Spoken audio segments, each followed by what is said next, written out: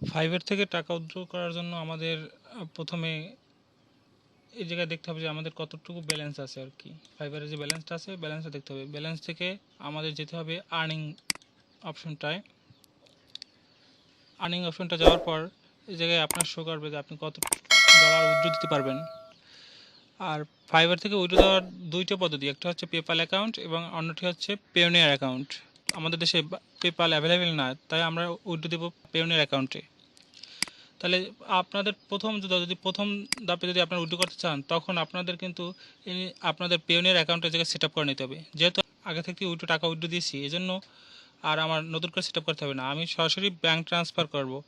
আর আপনাদের এর আগে একটা জিনিস দেখে নিচ্ছি, আমার পেওনিয়ার অ্যাকাউন্টের ডলার হচ্ছে এখন 0, অর্থাৎ আমি আগে যে ডলার ছিল সেটা আমি উইথড্র করেছি। এখন আমি দেখাবো কীভাবে এই টাকাটা পেওনিয়ারে ট্রান্সফার করতে পারি। আপনি ব্যাঙ্ক ট্রান্সফারে ক্লিক করবেন। আপনার যদি সব কিছু অ্যাড করা থাকে তাহলে আপনি ব্যাঙ্ক ট্রান্সফারে ক্লিক করবেন। ব্যাঙ্ক ট্রান্সফার ক্লিক করার পরে যেখানে আছে withdraw funds, please review your withdrawal details, transfer হবে ব্যাঙ্ক ট্রান্সফার, অ্যামাউন্ট পরিমাণ 140। এখন এই জায়গায় আমি যদি কনফার্ম অ্যান্ড উইথড্র দিই তাহলে আমার এই ব্যালেন্সটা $140 চলে যাবে পেওনিয়ার অ্যাকাউন্টে, আর ক্যান্সেল দিলে আমার ক্যান্সেল হয়ে যাবে। এটা আমি কনফার্ম অ্যান্ড উইথড্রোতে ক্লিক করব। আমাদের লোডিং হচ্ছে। Just 140 are on their way. Funds should be loaded in your account within 7 business days. That's great. আমাদের ডলারটা ট্রান্সফার হয়ে গেছে। এবার আপনি ফাইবার থেকে পেওনিয়ারে ডলার ট্রান্সফার করতে পারবেন।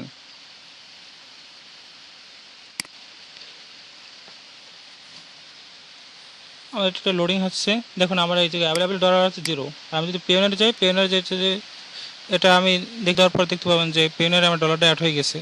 পেওনিয়ার ডলারটা আমার অ্যাড হয়ে গেছে, দেখতে পাচ্ছেন যে $140 আমার পেওনিয়ারে অ্যাড হয়ে গেছে। এই দেখতে পাচ্ছেন আমার ফাইবারে ব্যালেন্সটা 0 দেখাচ্ছে। এবার পেওনিয়ার থেকে ফাইবারে ডলার উইথড্র করতে পারবেন।